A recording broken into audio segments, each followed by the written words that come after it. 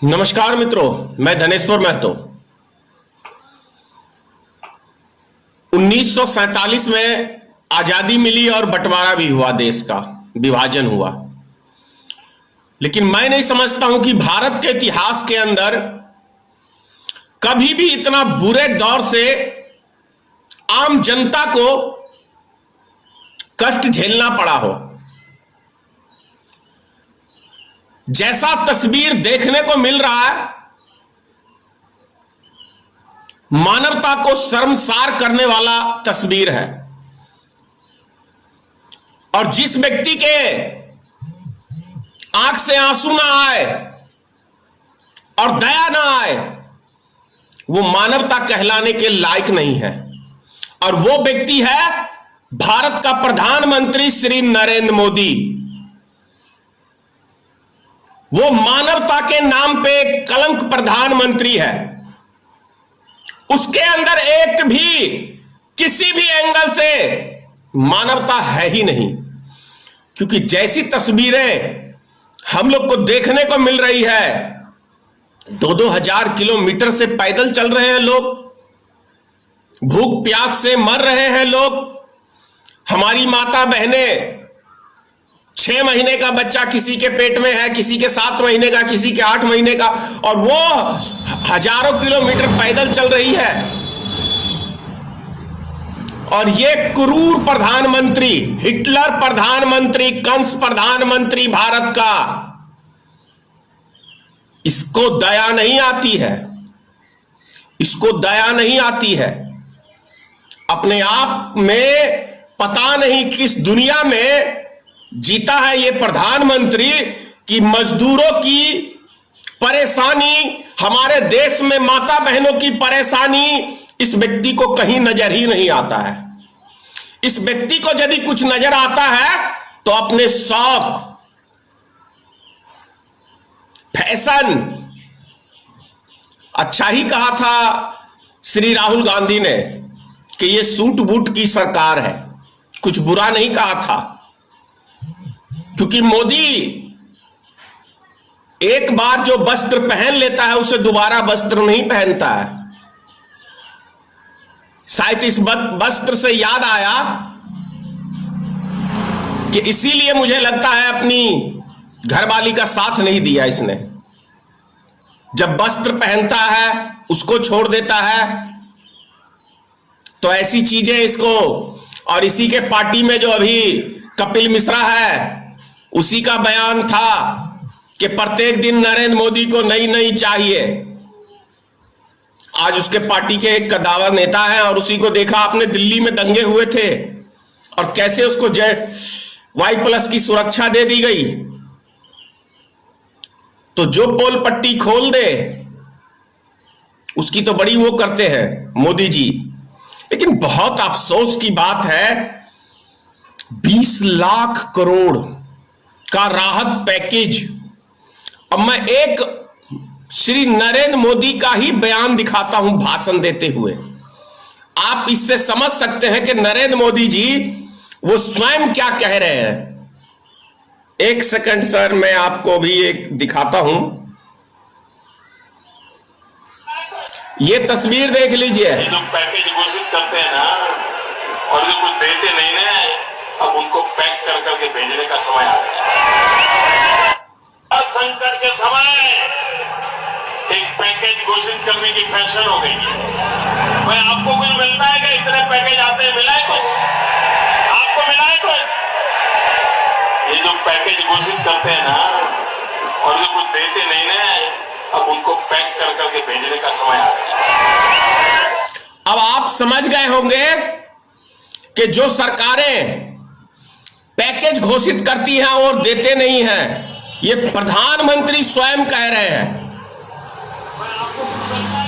प्रधानमंत्री जी का स्वयं का बयान है कि जो पैकेज घोषित करते हैं और वो पैकेज देते नहीं हैं, वैसे व्यक्तियों को पैक करने का समय आ गया है। मतलब ये आप बढ़िया से तर्क समझ लीजिए कि प्रधानमंत्री स्वयं कह रहे हैं कि पैकेज तो मैंने बहुत सारे दिए, जनता तक नहीं पहुंचा।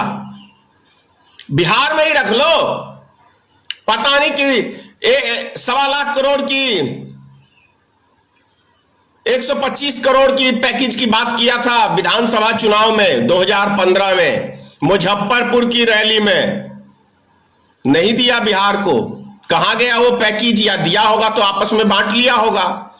अब ये 20 लाख करोड़, आप समझ लीजिए 20 लाख करोड़।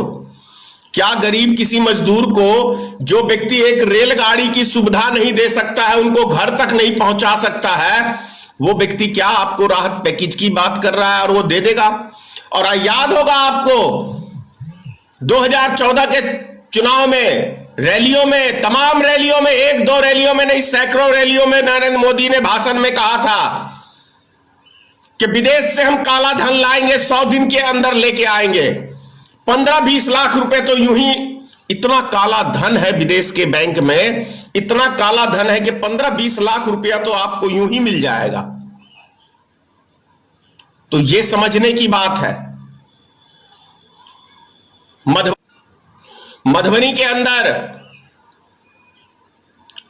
2 दिन के अंदर 3 गाड़ियां आई हैं, रेलगाड़ियां, लेकिन वो स्थिति है खाने की।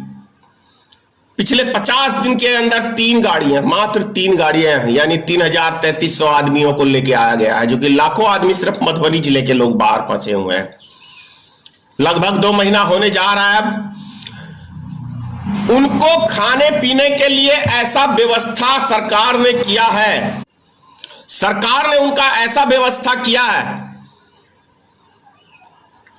कि जैसे कोई जानवर को चारा नहीं देके भाग जाता है, वो तो जानवर को फिर भी मिला के खिलाता है, तो इस तरीके से चारा दे देता है, यानी खाना, और छोड़ देता है। और जैसे 4 कुत्ते नहीं उसके खाने के ऊपर झपटते हैं, उसी तरह से। एक तस्वीर में आपको और दिखा रहा हूं, रेलगाड़ी की ही है, कटिहार की। आप इस तस्वीर को देख के समझ सकते हैं। एक तस्वीर में आपको दिखा रहा हूं, ये खाने में देख लीजिए, ये तस्वीर को जरा ध्यान से देख लीजिए।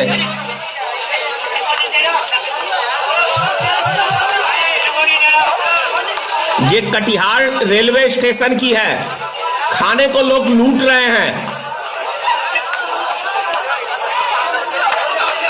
क्या इससे पहले आपने भारत में ऐसी तस्वीर देखी थी? एक तस्वीर में आपको और दिखा रहा हूं, यह तस्वीर देख लीजिए। नरेंद्र मोदी की कोई अपनी औलाद होगी नहीं, है ही नहीं, तो वो दूसरे की औलाद का दुख दर्द क्या समझेंगे? ये देख लीजिए कैसे छोटे से बच्चे को ये मां एक ब्रीफ केस के ऊपर लेके जा रही है। और ये उससे भी भयानक, जो मानवता को शर्मसार कर देगी, वो उससे भी भयानक ये तस्वीर, ये दृश्य हमें देखने को मिल रहा है।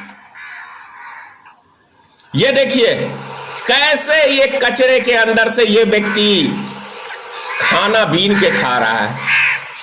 ये है भारत का new India, make in India, shining India. ये भारत का नया इंडिया है जो मोदी जी ने बनाया है। एक तरफ पक्षी खा, ये देख लीजिए जरा ध्यान से,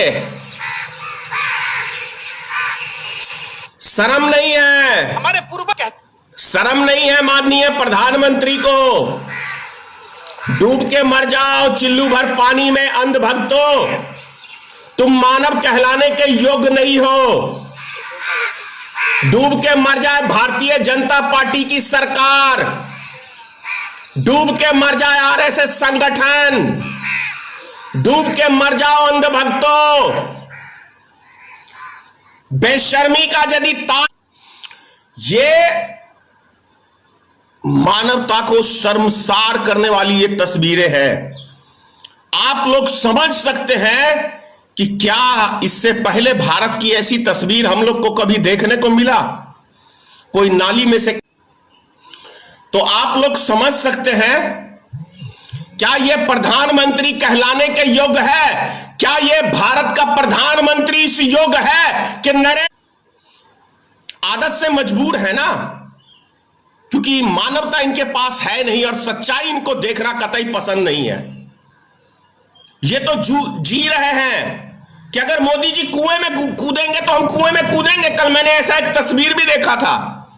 अंधभक्त इसी का नाम है कि आगे की नहीं सोचना, पीछे की नहीं सोचना, जो मेरे आका ने कह दिया बस आका का पालन करना है।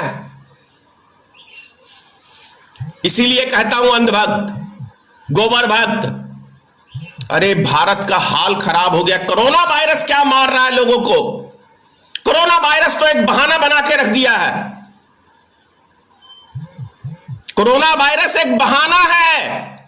असली निशाना गरीब मजदूर, बिहार यूपी के मजदूर हैं। इनको मारने का एक बहुत बड़ा प्लान है नरेंद्र मोदी का, योगी आदित्यनाथ का, नीतीश कुमार का। यह बहुत बड़ा प्लान है। इस देश में गरीब जनता को मारने का एक बहुत बड़ा षड्यंत्र, बहुत बड़ा प्लान है ये। ज्यादा और क्या कहूं, इतना ही कहूंगा। जय हिंद, जय भारतीय मित्र पार्टी।